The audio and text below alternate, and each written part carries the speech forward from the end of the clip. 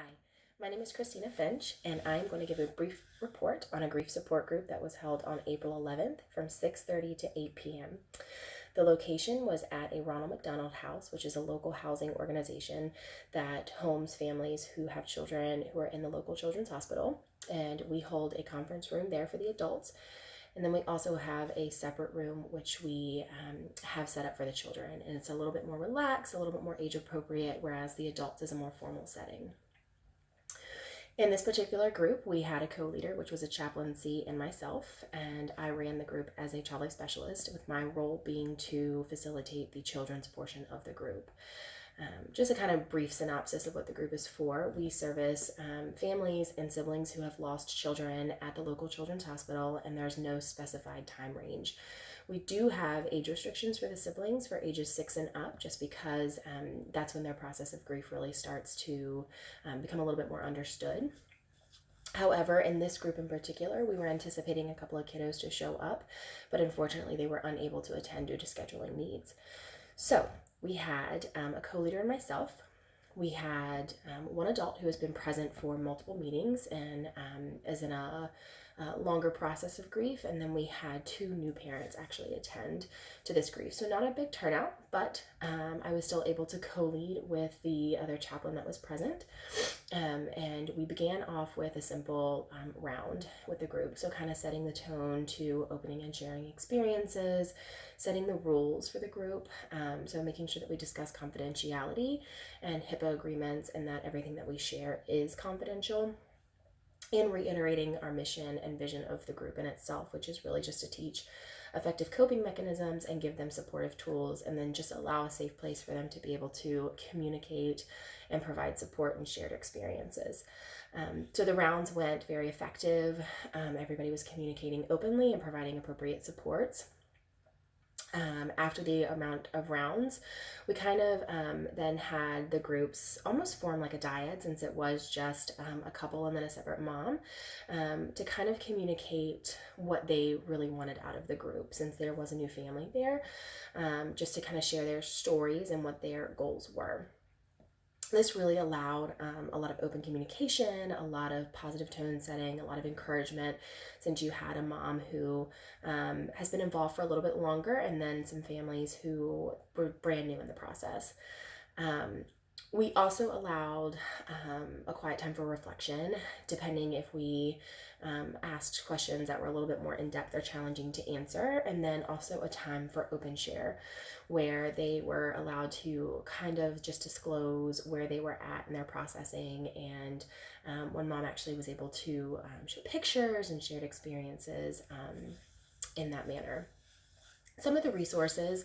that we had prepared for the group were a couple of different pamphlets for the adults that were a little bit more appropriate for the caregiver side of it, and then also some different journaling and some art activities, as well as different resources for the sibling support side if they were to attend. So I had prepared Play-Doh, art activities, a sheet that is who am I, and then a sheet that is who was my sibling, so that way they can identify and be able to kind of create a self-identity within the group. And then also some comfortable seating arrangements, so being able to set up the room where they feel safe and comfortable to communicate. As far as a self-assessment goes, I would have definitely have liked to have siblings there, so maybe being able to get out some more marketing within our group, being able to get the word out as far as the group and what we're being able to provide for these families and siblings, to allow them to utilize a resource that is somewhat limited in our area. One of the things that we did encounter was a bit of a overshadowing, where we had one group member who felt really comfortable with sharing and would sometimes interrupt or overshadow other group members when they were trying to share. So we had to utilize the method of cutting off quite a few times, which I still struggle with, and I'm still learning and finding my comfort zone and how to best do that with being able to do it in a respectful and professional manner. So being able to redirect that conversation, that's where my co-leader was able to kind of pull in some questions and being able to not necessarily cut off per se, but redirect the conversation to make sure that we're engaging all members of the group and having them being able to share their experience or answer any further questions. So for further application, we do an annual remembrance ceremony within our hospital, which is something where we would love to get our support group more recognized and more acknowledged, because the ultimate goal and what we've began doing very recently is creating somewhat of a curriculum and a base or a skeleton per se of topics that we can communicate with, or topics that we can use to guide us in our group and how we effectively can work with these parents and siblings. And this will be adaptable and flexible to where if we have someone who is very new in their grief process, along with somebody who is very kind of been in their grief process for a long period of time, to where they can still relate and we can still adapt that to the whole group and still be able to make it to where it's effective for all members of the group. So that's something that I would really like to further with this group, and being able to get that word out, especially within our remembrance ceremony that we have. And then also being able to get a little bit more experience in the adult setting, since I am very much so focused on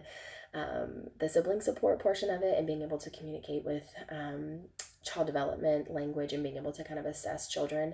I would really like to get a little bit more experience on how to communicate with adults and how to appropriately set the tone when you are having instances of overshadowing or needing to cut off. So again, my name is Christina Finch, and this was my report for my grief support group co-leading on April 11th. Thanks.